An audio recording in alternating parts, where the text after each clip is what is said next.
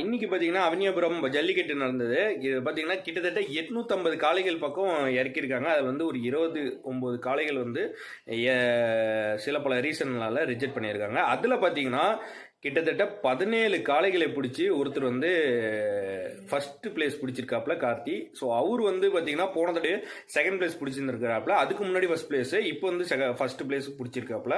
இவர் கொடுக்குற ரெக்வஸ்ட் என்னன்னா, என்னை வந்து கவர்மெண்ட் ஜாப் வேணும்னு கேட்டு தான் நான் நிறைய டைம் வந்து கவர்மெண்ட் கிட்ட வந்து கம்ப்ளைண்ட் ரைஸ் பண்ணிட்டு இருக்கேன். பட் ஆனால் யாரும் அந்த ரெக்வஸ்ட் ரைஸ் பண்ணிட்டு இருக்கேன். எனக்கு வந்து இன்னமும் வந்து கவர்மெண்ட் ஜாப் கிடைக்கல. நான் எல்லா டைமும் கேட்டுட்டு தான் இருக்கேன். பட் ஆனால் இன்னும் எனக்கு வந்து கவர்மெண்ட் ஜாப் கிடைக்கலன்ற மாதிரி சொல்றாரு. ஒவ்வொரு டைமும் வந்து அவர் நல்ல நல்ல பரிசுகள்லாம் வாங்குற இந்த கார்லாம் வாங்கியிருக்காப்புல. ஸோ அவருக்கு கவர்மெண்ட் ஜாப் கிடைக்கணும்னு நானும் கேட்டுக்கிறேன். பட் கவர்மெண்ட் இது வந்து போச்சுன்னா அவருக்கு கொஞ்சம் கவர்மெண்ட் ஜாப் கிடைக்கணுங்கிறது எல்லாரோட ரெக்வஸ்டா இருக்கு. தேங்க்ஸ்.